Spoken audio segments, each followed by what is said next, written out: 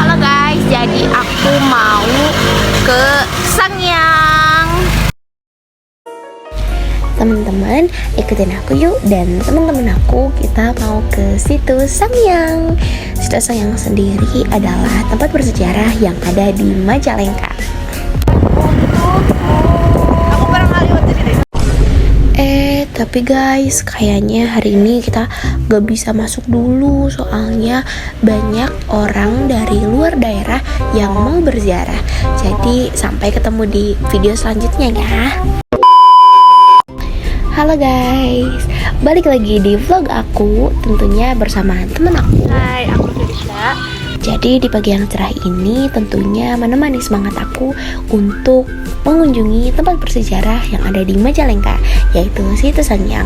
Semoga kali ini kita bisa masuk ya. Temenin aku terus.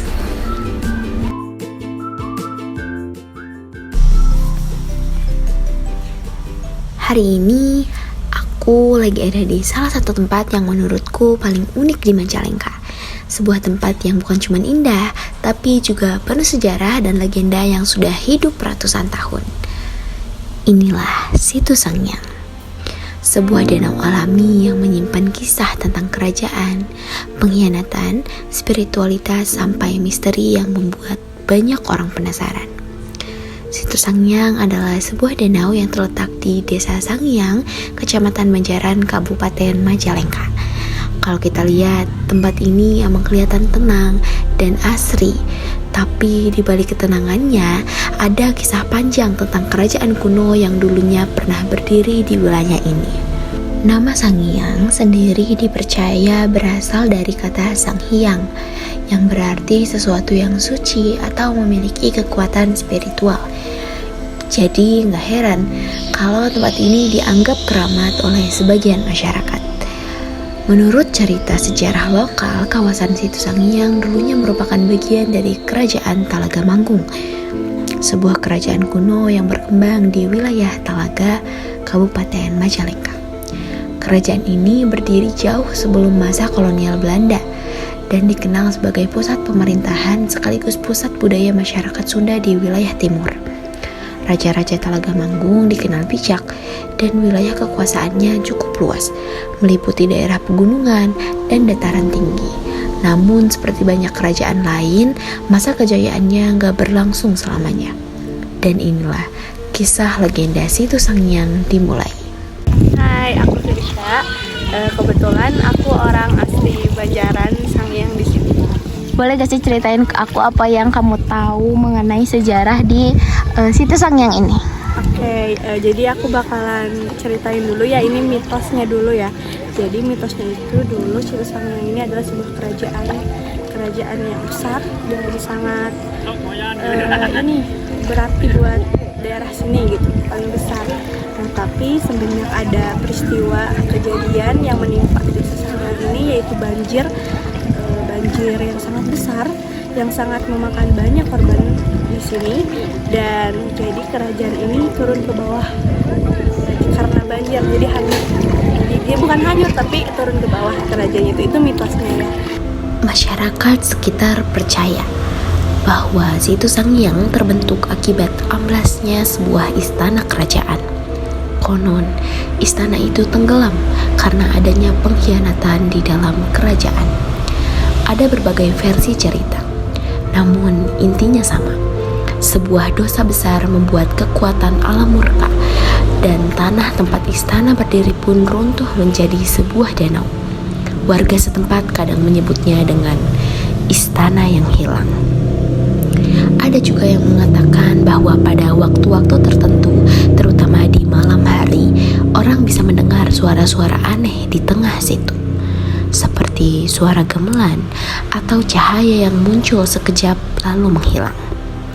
Ini bukan berarti pasti nyata, tetapi legenda seperti ini selalu menjadi bagian menarik dari warisan budaya kita. Selain kisah sejarah dan legenda, situs Sangyang juga dikenal sebagai tempat spiritual. Di sekitar kawasan ini ada makam yang dihormati masyarakat, dan tiap tahun banyak orang datang untuk berziarah atau sekedar mencari ketenangan. Buat warga lokal, tempat ini bukan hanya objek wisata, tetapi juga bagian dari identitas budaya. Mereka menjaga adat, menghormati leluhur, dan tetap mempertahankan cerita-cerita lama agar tidak hilang di telan zaman. Di luar kisah sejarah dan mitosnya, Situ Sangiang pun punya pesona alam yang luar biasa. Danau yang tenang, udara yang sejuk, dan hutan yang masih terjaga membuat tempat ini cocok untuk sekedar healing atau duduk menikmati pemandangan. Untuk masyarakat Majalengka, Situ Sangiang adalah simbol harmoni antara alam, sejarah, dan kepercayaan. Tempat ini mengingatkan kita bahwa masa lalu leluhur itu bukan cuma cerita, tetapi warisan yang harus kita jaga. Jadi aku mau nanya Pirsa, kenapa ikan di sini nggak boleh dibawa pulang? Jadi ikan-ikan di sini itu dilindungi, jadi nggak boleh ada yang bawa ke rumah ataupun dipancing di sini. Karena kalau semisal kita bawa ke rumah atau dipancing di sini, ikan-ikan habitat di sini tuh bakalan habis gitu. Sedangkan kan di sini tempatnya ikan-ikan gitu, jadi ikan di sini itu terpelihara gitu, jadi tidak boleh dibawa atau dipancing. Tapi pernah ada nggak sih misal orang yang berkunjung ke sini dan membawa ikan-ikan pulang gitu? Pernah nggak sih ada kejadian seperti itu? Waktu itu pernah ya, ada yang membawa pulang dan memancing di sini. Jadi di sana di tempat tadi registrasi itu mereka kan dilihat dulu tuh apakah dia membawa atau tidak.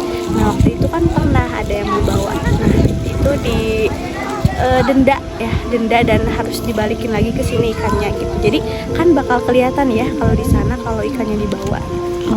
Oke, terima kasih Pirsa. Oke guys, mungkin cukup sampai sini perjalanan kita hari ini di Situ Sangiang. Sebuah tempat yang mungkin terlihat sederhana dari luar, tetapi ketika kita mengenalnya lebih dekat, ternyata menyimpan begitu banyak lapisan cerita. Dari sejarah kerajaan, legenda tentang istana yang hilang, sampai nilai spiritual yang masih dipegang teguh masyarakat sampai sekarang. Buat aku pribadi, berkunjung ke sini itu kayak mengingatkan bahwa setiap tempat punya kisah yang membentuk identitas sebuah daerah. Dan Situ Sangiang ternyata bukan sekedar danau, tetapi saksi bisu perjalanan waktu, budaya, dan kepercayaan yang diwariskan turun-temurun. Semoga lewat vlog ini kalian bukan cuman merasakan keindahan alamnya, tetapi juga bisa merasakan kedalaman cerita yang ada di baliknya. Siapa tahu setelah nonton ini kalian jadi pengen datang sendiri nih ke sini dan ngerasain atmosfernya langsung. Karena jujur suasana ketenangannya itu nggak bisa aku sepenuhnya tangkap nih di kamera. Jadi kalau misalkan kalian tertarik, boleh kalian datangin tempat ini. Mungkin cukup sekian vlog dari aku. Terima kasih udah nemenin aku hari ini. Sampai ketemu di vlog selanjutnya. Bye bye.